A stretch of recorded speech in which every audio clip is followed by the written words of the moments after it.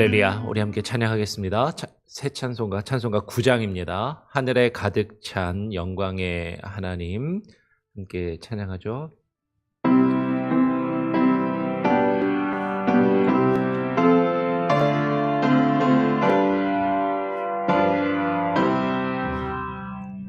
하늘에 가득 찬 영광의 하나님, 온 땅에 충만한 존귀하신 하나님, 생명과 빛으로 지혜와 권능으로 언제나 우리를 지키시는 하나님, 성부와 성자와 성령 삼위의 하나님, 우리 예배를 받아주시옵소서. 사랑이 넘치는 자비하신 하나님, 은혜가 풍성한 구원의 하나님, 참회의 심령에 평안을 주시옵고 죄악과 물을 용서하여 주소서. 찬송과 영광과 생명 구원의 하나님, 우리 예배를 받아주시옵소서.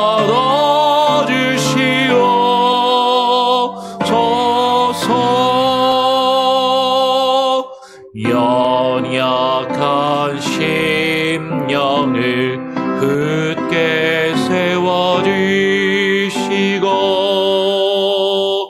우둔한 마음을 지혜롭게 하시고 주의 뜻 받들어 참되게 살아가며 주 말씀 따라서 용감하게 하소서. 권능과 지혜와 사랑, 은혜의 하나님, 우리 예배를 받아주시옵소서.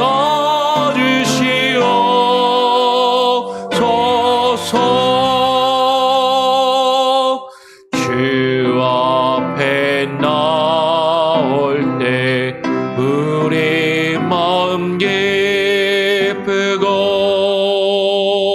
그 말씀 힘되어 새 희망이 솟는다. 고난도 슬픔도 이기게 하시옵고 영원에 잇대어 살아가게 하소서. 우리의 자랑과 기쁨, 생명의 하나님,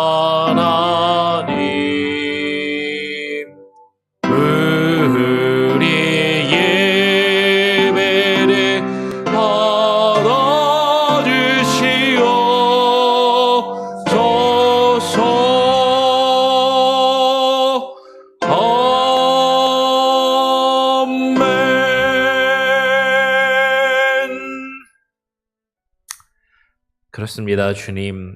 오늘 이 아침, 이 새벽에 주님 앞에 나와 예배하며 기도함으로 하루를 시작하오니 하나님 우리의 예배를 받아 주시옵소서. 하나님께서 우리를 택하시고 우리를 부르시며 우리를 구원하신 우리의 존재의 이유가 하나님을 영화롭게 하며 주님을 찬양하며 주님을 예배하는 것임을 하나님 잊지 않게 하여 주시고 그것을 우리의 마음에 늘 새기며 늘 언제나 주님 앞에서 주님을 예배하는 예배자의 모습으로 주님 앞에 나와 주님을 찬양하며 예배케 하여 주시고 나에게 주어진 매일매일의 삶 가운데 예배자의 모습으로 살아갈 수 있는 귀한 은혜를 우리에게 부어 주시옵소서. 하나님, 이 아침, 이 새벽에 주의 말씀을 또한 읽고 또 묵상하며 그 말씀 가운데 담겨있는 의미들을 우리의 마음에 되새기며 또 하루를 살아가기를 소원하오니 하나님 말씀하여 주시고 지혜의 영으로 우리에게 부어 주시옵소서. 감사하며 거룩하신 예수 그리스도의 이름으로 기도합니다. 아멘. 예, 오늘 함께 나눌 말씀은 출애굽기 23장입니다. 출애굽기 23장 14절부터 17절까지의 말씀을 같이 교독으로 읽겠습니다. 출애굽기 23장 14절부터 17절까지 4절의 말씀입니다. 제가 먼저 14절을 읽겠습니다. 너는 매년 3번 내게 절기를 지킬지니라. 너는 무교병의 절기를 지키라. 내가 너에게 명령한 대로 아비벌의 정한 때에 이레 동안 무교병을 먹을지니 이는 그 달에 내가 애굽에서 나왔음이라. 빈손으로 내 앞에 나오지 말지니라. 맥추절을 지키라. 이는 내가 수고하여 밭에 뿌린 것의 첫 열매를 거둠이니라. 수장절을 지키라. 이는 내가 수고하여 이룬 것을 연말에 밭에서부터 거두어 저장함이니라. 내 모든 남자는 매년 3번씩 주 여호와께 보일지니라. 아멘. 예. 우리가 계속해서 지금 성경 통독으로 말씀을 읽고 있습니다. 오늘 출애굽기 23장에는 이스라엘 백성들이 유대인으로서 하나님께 지켜야 할 이스라엘의 3대 절기가 기록되어 있어요. 이 이스라엘 3대 절기는 제가 교회 와서 여러 번 말씀을 또 드렸었고, 오늘 사실 전에 나눴던 것을 다시 한번 복습하는 그런 기회가 되면 좋겠습니다. 다시 한번 14절만 같이 한번 읽어볼까요? 14절만 함께 읽어보겠습니다. 시작. 너는 매년 3번 내게 절기를 지킬지니라. 너는 매년 몇 번이요? 3번. 최소한 3번 하나님 앞에 나와서 지켜야 되는 이스라엘 백성들의 절기가 있다라는 것이죠. 그 3대 절기, 유대인의 3대 절기, 이스라엘의 3대 절기라고 불리우는데 이 3대 절기가 무엇이냐면 첫 번째는 유월절, 지금 15절에는 무교병의 절기라고 되어 있는데 무교절이라고도 불리우는 유월절이 있고, 두 번째는 77절, 그렇죠? 혹은 오순절이라고도 불리는 77절이 있고, 세 번째는 초막절, 이렇게 세 가지입니다. 유월절, 77절, 초막절, 이렇게 세 가지의 3대 절기가 있다라는 것이죠. 하나하나 간략하게 한번 살펴보죠. 오늘 15절에서 너는 무교병의 절기를 지키라 라고 이야기를 합니다. 이 무교병의 절기는 유월절을 말해요. 어떤 분들은 이제 성경을 좀 읽다 보면 유월절이 따로 있고 무교절이 따로 있다라고 이렇게 이해하고 계시는 분들도 있죠. 그러니까 유월절은 하루이고 무교절은 여기 뒤에 읽는 것처럼 그 뒤에 이어지는 7일이라고 그렇게 알고 계시고 이해하시는 분들도 계십니다. 물론 그렇게 볼 수도 있지만 사실은 이것이 무교절과 유월절이 따로 떨어지는 것이 아니라 하나의 절기로 연결되고 동일한 절기로 이해하는 것이 더 바람직하다라는 것이죠. 오늘 15절에 무교병의 절기를 지키라 하면서 내가 너에게 명령한 대로 아비벌의 정한 때에 2일 동안 7일 동안 무교병을 먹을지니 무교병은 뭐죠? 누룩을 넣지 않은 떡, 누룩을 넣지 않고 부풀리지 않은 빵, 그러니까 딱딱하고 거칠은 빵을 이야기하는 것이죠. 에스겔 45장 21절을 보면 이렇게 기록합니다. 첫째 달 열 나흘 날에, 그러니까 유대인의 달력으로 정월 첫째 달 14일 날에는 유월절을 7일 동안 명절로 지키며, 이렇게 돼 있죠. 유월절을 7일 동안 명절로 지키며 누룩 없는 떡을 먹을 것이라 라고 이야기합니다. 그러니까 유월절이 단 하루가 아니라 7일 동안 명절로 지키라라고 되어 있고, 그 6월절 절기 동안 무교절로서 누룩이 없는 떡을 먹을 것을 이야기를 하는 것이죠. 그러니까 6월절은 절기상으로 보면 밭에 씨를 뿌려서 거두어들인 밭작물을 거두어들이는 겨울 동안 자란 보리를 처음 추수하는 것을 시작하는, 그것을 기념하고 그 보리 추수를 이제 시작하는 이스라엘의 가장 큰 추수의 절기인 것이죠. 그러니까 우리 6월절 만찬에서 예수님이 6월절 만찬을 지키면서 성만찬의 예식을 행하셨고, 그 성만찬의 예식을 오늘 우리가 성찬식으로 지키고 있잖아요.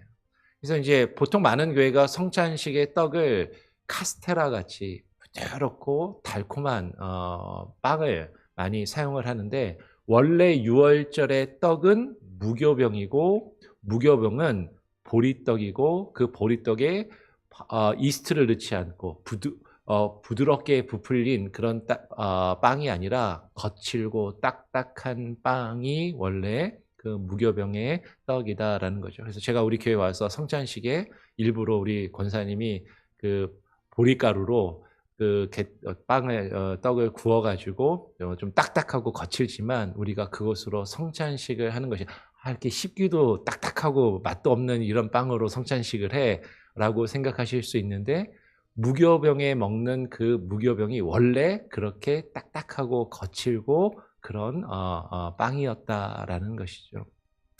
왜 그러면 이 6월절을 지키고 무교병을 지켰는가 하는 것이에요. 다시 한번 15절을 보면 왜 그러냐면 이는 그 달에 내가 애굽에서 나왔음이라 빈손으로 내 앞에 나오지 말지니라 라고 이야기를 하는 것이죠. 하나님께서 이스라엘 백성들을 애굽에서 구원하신 것을 기념하고, 그것을 그 이스라엘 백성들이 애굽에서 나올 때 10가지 재앙 이후에 쫓기듯이 급하게 빵을 부풀려서 발효를 시킬 시간조차도 없이 급하게 반죽을 해서 떡을 구워 먹고 나와야 하는 그런 긴급한 상황을 기억하고 그것을 기념하며 하나님의 구원을 또 감사하며 그것을 기리기 위한 절기인 것이죠.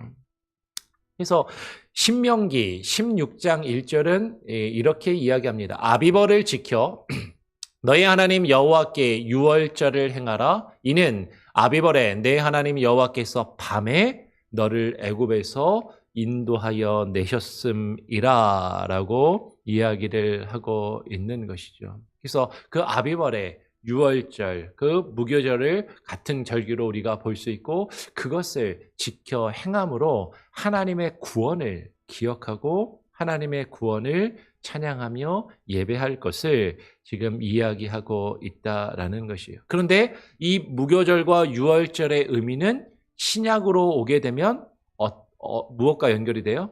예수 그리스도의 십자가의 죽으심과 부활의 사건과 연결이 된다라는 것이죠. 예수님께서는 제자들과 유월절 이 만찬을 가지신 이후에 돌아가시게 됩니다.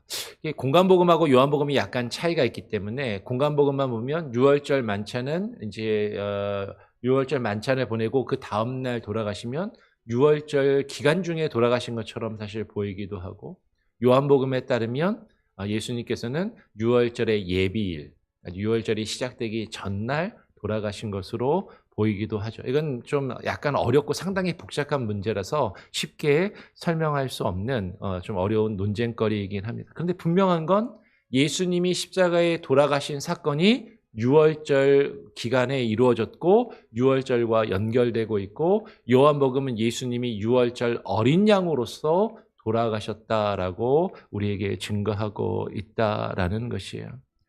예수님은 분명히 자신을 요한복음 6장 35절에서 자신을 생명의 떡이라고 말씀하셨고 그 생명의 떡은 유월절의 무교병과 그 보리떡과 연결이 되고 그 성경에서 보리떡은 유월절과 연결되는 떡이고 그 생명의 떡을 이야기하는 것이에요. 요한복음에서 보리떡 그 5개와 물고기 2마리 이것이 그냥 나오는 것이 아니다라는 것이죠. 예수님은 유월절 어린 양으로서 대속의 제물로서 돌아가시게 되었습니다. 우리가 어제 수요 예배를 마치고 수요 성경 공부 시간에도 얼핏 나누었지만 우리가 이 구약의 절기를 보면서 구약의 율법에 따라서 이 유월절을 지금 지키지 않습니다. 문자적으로 이 유월절의 절기를 우리가 지키지 않는 이유는 그 구약의 상황에서 하나님께서 이 유월절을 지키라고 하신 거기에 담겨있는 본래적인 의미를 발견해서 그 의미를 우리가 되새기고 지키고자 하는데 그 의미가 그 구약의 유월절의 절기를 지키는 유대인의 율법이나 예식 자체에 있는 것이 아니라 그것을 완성하신 예수 그리스도의 십자가의 사건에 있기 때문인 것이죠. 그래서 우리는 그 예수 그리스도의 그 십자가의 사건을 부활절과 또 성찬의 예식을 통하여서 지킨다라는 것이죠. 여러분, 유월절은 다른 3대 절기와 마찬가지로 유대인들이 지켰던 농사의 절기와 하나님이 구원하신 출애굽의 사건이 결합이 되어서 예수 그리스도의 구속의 사건을 예표합니다. 우리가 일상에서 겪는 일상의 삶, 그 일상의 삶과 그 가운데서 하나님이 이루시는 구원의 사건이 결합되는 것이 절기이고 그것을 온전히 예수 그리스도께서 십자가에서 이루셨다라는 것이죠. 이게 첫 번째 유월절의 의미고요. 두 번째 절기는 맥추절을 지키라라고 이야기합니다. 이 맥추절의 다른 이름은 아까도 이야기한 것처럼 77절 혹은 오순절이라고 하죠. 왜 77절이라고도 하고 오순절이라고도 하느냐? 유대인들은 7이 7번이라는 거예요. 7이 7번인 절기, 77절. 그러니까 7이 7번이면 며칠이에요? 77이 49일인 것이죠. 어떤 분들은 77이 49일 다음 날이라고 이렇게 세기도 하는데 만으로 이게 49일인데 유대인들은 우리 한국 사람들처럼 그 아이가 태어난 그 해부터 한 살을 세는 것처럼 이 날짜를 세는 개념도 지금 하루, 다음 날이 만 하루가 아니라 다음 날은 이튿날 이렇게 세면 49일이면 50일째가 되는 겁니다. 그래서 오순절이라고 그렇게 이야기를 하죠. 이 77절 오순절은 농사적으로 하면 맥추절이라고 할 때 보리추수로 시작하여서 밀추수까지 보리를 먼저 추수하고 밀추수로 연결이 되는 것이죠. 그래서 16장을 보면 이는 내가 수고하여 밭에 뿌린 것의 첫 열매를 거둠이니라. 6월절에 보리추수를 시작해서 50일 동안 보리추수와 밀추수를 쭉 거두고 밀추수를 마치는 것을 기념하는 절기가 맥추절. 여기서 맥자가 보리맥자라고 생각하기 쉬운데 그냥 밀이라고 오히려 이해하시면 좋아요. 그래서 밭작물을 추수하고 그것을 기념하는 그런 절기인 것이죠. 본래 77절은 수확으로 추수를 기념하는 절기로 밀의 첫 열매를 하나님께 드리던 특별한 축제를 지칭했던 것이죠. 그런데 출애굽기 23장 16절 오늘 지금 우리가 보고 있는 여기에서만 맥추절이라고 이야기를 하고 있고 구약에서는 보통 77절이라고 부르고 신약에 오게 되면 이것을 헬라어로 번역하면서 오순절이라고 말하는 겁니다. 그러니까 다 똑같은 말이에요. 맥추절, 77절, 오순절은 같은 절기다. 근데 한국 교회는 맥추절을 또 따로 지키죠. 네, 오순절 다음에. 그러니까 이제 한국적인 상황에서 한국에서 보리 추수하고 난 그때쯤을 이렇게 한 건데 사실 성경적인 것은 아니다. 후대의 유대교는 이 77절을 모세가 시내산에서 하나님의 율법을 받은 것과 연결시키고 있습니다. 그러니까 출애굽기 19장 1절에 보면 이렇게 기록하고 있어요. 이스라엘 자손이 애굽 땅을 떠난 지 몇 개월째 3개월이 되던 날에 그들이 시내 광야에 이르게 되고 모세는 시내산에 올라가서 하나님께 십계명과 율법의 말씀을 받고 하나님과 언약을 세우게 되죠. 출애굽을 정월달에 출애굽에서 나와서 3개월이 지난 시기니까 대략 50일이 지난 오순절 그 기간이 된다라는 것이죠. 유대인들은 그래서 이 모세가 시내산에 올라가서 그 하나님의 말씀을 받은 것이 오순절 사건의 오순절의 77절에 이루어졌다라고 그렇게 여긴다라는 것이죠. 그래서 여러분 신약 성경의 사도행전에서 오순절 성령 강림 사건을 보게 되면 예수님이 부활하시고 승천하신 이후에 사도행전 2장에서 성령이 강림하는 사건이 바로 이것과 연결이 되는 것이죠. 사도행전 2장 1절에서 4절을 보면 오순절에 제자들이 마가의 다락방에서 모여서 함께 기도할 때 뭐가 임해요? 성령이 임하시고 무엇을 받습니까? 방언을 받아요. 이 방언을 받았다라는 것을 은사주의자들은 어떤 이제 알아들을 수 없는 말을 방언 기도하는 것으로만 생각하고 특별한 은사를 체험하는 것으로 생각하기 쉽지만 아까 이야기한 것처럼 오순절 성령 강림의 그 사건의 본질은 성령의 은사 체험이 아니라 은사주의적으로 해석할 것이 아니라 성령이 임하셔서 무엇을 말하겠어요? 방언을 말하겠다는 것은 말하게 하시고 하나님의 말씀을 전 세계에 서로 다른 언어로 증거하며 선포하게 하셨다라는 것이죠. 하나님의 말씀을 받았다라는 것이 더 중요하고 그 말씀을 받아서 전한 그 절기가 오순절의 본질이라는 것이에요. 그래서 이 오순절도 추수라는 농사절기와 하나님의 율법을 받은 그 사건과 연결이 되고 있고 이것은 신약의 오순절 성령 강림 사건과 연결되는 그런 의미가 있다라는 것이죠. 세 번째 절기는 무엇입니까? 세 번째 절기는 16장 중간에 보면 수장절을 지키라라고 하고 있는데 이 수장절은 다른 말로 초막절이라고도 하고 혹은 장막절이라고도 불리우는 것이죠. 그러면서 이 수장절은 그 뒤에 보면 이는 내가 수고하여 이룬 것을 연말에 밭에서부터 거두어 저장함이니라 라고 이야기를 합니다. 근데 여기서 연말이라는 것은 유대인의 종교력으로 연말이 아니라 농사력으로 연말을 이야기하는 것이고 유대인의 종교력으로는 7월 달에 해당이 돼요. 7월 달에 해당이 되고 그리고 이 밭은 우리가 보리를 키우는 그런 논밭 할 때 그 밭보다는 과수원의 개념에 더 가까운 것이죠. 과수원 밭. 네. 그래서 그 과실수를 따서 거두어 드리는 그런 절기인 것이죠. 그래서 출애굽기 23장 16절에서 지금 이야기하고 있는 이 수장절은 The Feast of the Ingathering, 추수의 개념이 있고 이 추수는 나무의 열매, 과실들을 추수하는 그런 절기입니다. 그래서 실제로 신명기 16장 13절을 보면 이렇게 이야기하죠. 같이 한번 읽어볼까요? 시작. 너희 타작마당과 포도주 틀의 소출을 거두어 들인 후에 이래 동안 초막절을 지킬 것이요. 7일 동안 역시 초막절도 6월절과 마찬가지로 7일 동안 지키는 절기인 것이죠.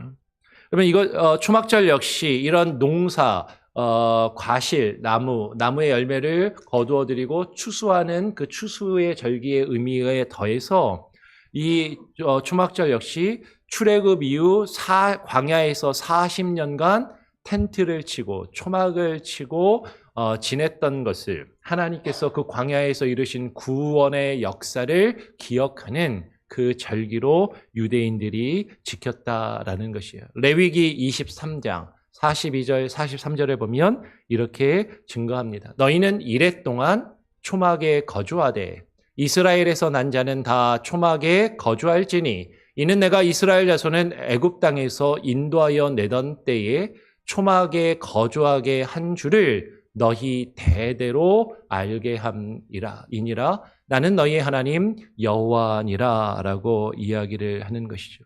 그리고 이 초막절은 제가 우리 교회에 와서 둘째 해 요한복음의 말씀을 쭉 함께 나누면서 강해로 나누었던 것처럼 이 초막절은 요한복음을 중심으로 예수 그리스도께서 완성하신 유월절과 초막절의 사역을 예수님이 온전히 성취하시고 완성하셨음을 요한복음이 우리에게 증거하고 있다라는 것이죠. 그래서 이 초막절이 가지고 있는 모티브는 크게 세 가지의 모티프가 있습니다. 첫 번째로는 종말론적인 모티프가 있죠. 아까 이야기했던 것처럼 연말이라고 표현을 했잖아요. 한 해가 마치고 한 해를 시작하는 그때에 이 초막절을 지켰다라는 것이죠. 한 해의 마지막과 새해의 시작을 맞이하고 모든 것을 결산하고 추수하는 추수의 때, 그 마지막 때에 하나님이 모든 것을 추수하시고 하나님이 심판하시는 그 종말론적인 의미가 이 초막절에 담겨 있습니다. 그리고 이 초막절은 언약의 갱신의 의미가 있어요. 매해 그 안식년마다 하나님의 말씀을 통한 언약을 갱신하는 의미가 이 초막절에 담겨 있고 초막절에 물이 가지는 그 의미는 하나님께서 이스라엘 백성에게 주시는 말씀에 대한 상징적인 의미로 유대인들은 이해하고 그것을 받아들이죠. 초막절이 되면 이제 비가 오는 우기가 시작되거든요. 초막절이 되면 하나님께 단비를 구하고 이른 단비를 구하고 그 하나님께서 하늘에서 내려주시는 그 비는 하나님의 말씀을 상징하는 것으로 이해된다라는 것이죠. 그리고 초막절의 세 번째 모티프는 그 초막절의 주인이 되시는 하나님이 왕이 되시는 왕의 대관식, 왕권을 선포하는 의미가 있습니다. 그래서 초막절에 내리는 그 많은 물소리는 왕의 등극과 통치를 상징하는 그런 의미이고 천둥과 비를 주관하는 그 신이 고대 근동에서 가장 힘이 센 주신이고 그 주신이 그리스 로마 신화에 나오는 제우스 신이 아니라 가나안 땅에 있는 바알 신이 아니라 누구이시다? 여호와 하나님이심을 선포하며 증거하는 것이 성경의 초막절이 가지고 있는 그 의미다라는 거죠. 초막절 역시 그 농사를 지어서 과실수를 추수하는 추수의 그 절기의 의미와 하나님께서 이스라엘 백성들을 광야에서 연단시키시며 훈련시키신 그 구속의 사건이 신학적으로 연결되어 있는 그런 절기다라는 것이 아까 처음에 말씀드린 것처럼 신약의 시대를 살고 있는 우리들은 구약의 이스라엘 백성들이 지켰던 것처럼 이 절기들을 문자적으로 그 절기들을 유대인들이 지켰던 것처럼 지키지는 않습니다. 왜 그래요? 그 절기들이 가지고 있는 본래적인 의미를 누가 성취하시고 완성하셨기 때문에 예수 그리스도께서 십자가에서 성취하시고 완성하셨기 때문에 우리는 이제는 이스라엘의 이 3대 절기 그 자체를 지키는 것이 아니라 그 3대 절기의 본래 의미와 그 상징적인 의미들을 온전히 이루신 누구를 기념하는 거예요? 예수 그리스도의 십자가 사건, 예수 그리스도의 부활의 사건을 기념하며 예수 그리스도를 예배하기 위해서 매 주일마다 주님을 예배하고 찬양하는 그것이 우리에게 주어진 절기고 예배이고 제사다라는 것이죠. 우리가 그것을 기억하면서 정말로 주님의 구원을 우리의 일상의 삶 가운데 이루어 가시는 그 하나님의 역사를, 그러니까 우리의 일상에서 이루어지는 일하고 농사짓고 소출을 거두는 이 일들과 하나님의 구원의 사건이 따로따로 떨어지는 것이 아니라 어떻게 이 절기들을 통해서 하나로 연결되고 결합되었던 것처럼 우리의 삶 가운데 우리의 일상의 삶과 그 가운데서 하나님의 이루시는 그 구원의 의미가 우리의 삶 가운데 하나로 결합이 되고 그것을 기억하며 하나님을 예배하고 찬양하는 그 일들이 우리의 삶 가운데서 지속적으로 충만히 풍성히 이루어질 수 있기를 간절히 소원하고 또 축원합니다. 아멘. 우리 같이 함께 찬양하고 기도하겠습니다. 찬송가 327장입니다. 찬송가 327장 주님 주실 화평 함께 찬양하고 기도하겠습니다.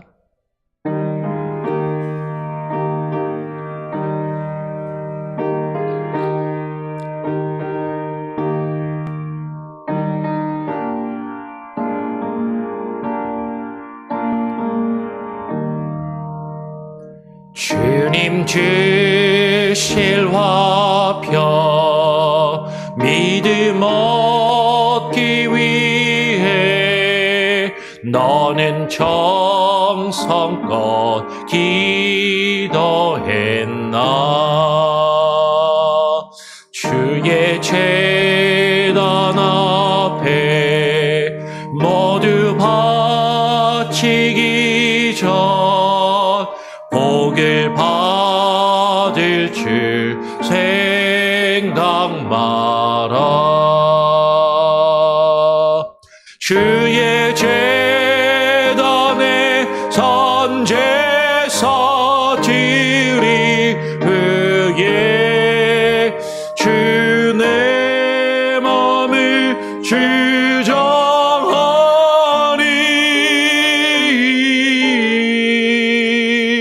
주의 뜻을 따라 그와 동행하며 영생 복락을 누리겠네. 주의 밝은 빛에 항상 활동하며 선한 사업을 힘쓰겠나. 자유 얻으려면 주의 뜻을 따라 너의 모든 것 희생하라.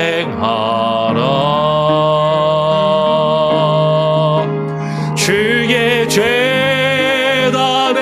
산제사 드린 후에 주 내 마음을 주장하니.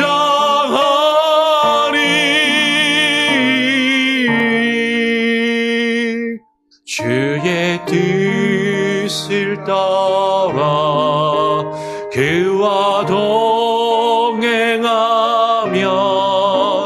영생 복락을 누리겠네. 주의 제단 앞에 모두 바친 후에 주와 온전히 사귀겠네.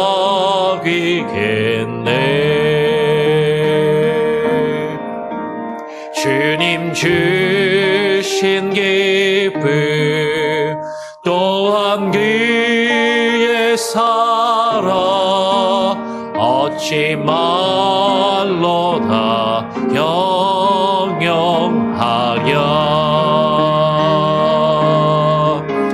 주의 제단에 산제사 드린 후에 주 내 마음을 주장하니.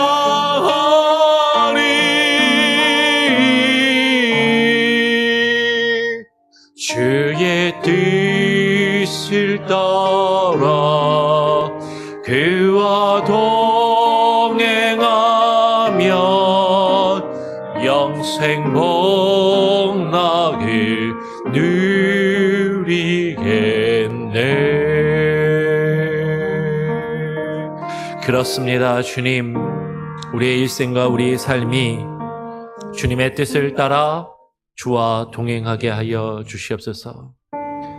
성경에 기록된 말씀들, 성경에 기록된 주의 율례와 율법들, 구약의 이스라엘 백성들이 지켰던 그 절기와 그 제사와 예배들이 가지고 있는 그 영적인 의미를 예수 그리스도께서 온전히 십자가의 구속의 사건과 부활의 사건을 통하여, 그리고 그 이후에 주님께서 제자들을 통하여 그 오순절의 사건을 통하여 온전히 이루시고 성취하셨던 것처럼, 주님, 우리의 일상의 삶 가운데 주님께서 이루시는 그 구원의 역사를 경험하며 그것을 체험하며 주님과 함께 동행하며 주의 뜻을 우리의 삶 가운데 이루어가는 참된 구원의 역사가 하나님 그저 성경에만 기록되어 있는 먼 옛날의 이야기가 아니라 우리의 삶 가운데 지금도 지속되며 지금도 실제하시는 하나님의 구원의 역사와 사건으로 이루어져 가게 하여 주시옵소서. 예수 그리스도의 십자가의 사건이 오늘 이 시간 나의 삶 가운데 살아 역사하는 능력이 되게 하여 주시고 하나님 주님의 그 구원의 역사를 우리가 경험하며 주님이 우리를 인도하시는 그 인도하심을 따라 하루하루를 살아가는 귀한 은혜가 있게 하여 주시옵소서. 성경의 그 많은 말씀들이 지식적으로 우리의 머리에만 남아있지 아니하게 하시고 그 말씀의 의미들이 우리의 삶 가운데 살아 역사하는 실제의 능력을 우리가 경험케 하시고 그것을 바라보며 그것을 증거하며 그것을 선포하며 주의 백성으로 그리스도의 증인의 삶을 살아가며 참된 예배자의 삶을 살아가게 하여 주시옵소서. 하루하루의 삶 가운데 하나님을 예배하며 주님을 찬양하며 주와 함께 동행하기를 소원합니다. 오늘 하루의 삶 가운데도 주님 우리와 함께하여 주시고 우리에게 역사하여 주시고 우리의 삶을 주장하여 주시며 우리의 기도와 간구를 들으시고 응답하여 주시옵소서. 성도들 가운데 아파하는 이들, 마음이 괴롭고 힘든 이들, 육신의 질병과 연약함으로 괴로워하며 치료의 과정 가운데 있는 이들 하나님 기억하시고 치료하시며 주님의 구원의 역사를 나타내 보여주시고 무엇보다도 마음이 상하며 시험 가운데 들어있는 이들, 실족한 이들, 주님을 멀리 떠나 있는 이들이 주님 앞에 나와 다시금 주님을 찬양하며 예배하며 우리 예배 공동체 가운데 하나 되어지는 놀라운 은혜와 역사를 경험케 하여 주시옵소서. 하나님 감사합니다. 오늘 하루 가운데도 주님 함께하여 주시기를 간절히 소원하오며 우리 구주 예수 그리스도의 이름으로 기도합니다. 아멘. 하늘에 계신 우리 아버지여 이름이 거룩히 여김을 받으시오며 나라가 임하시오며 뜻이 하늘에서 이루어진 것 같이 땅에서도 이루어지리이다.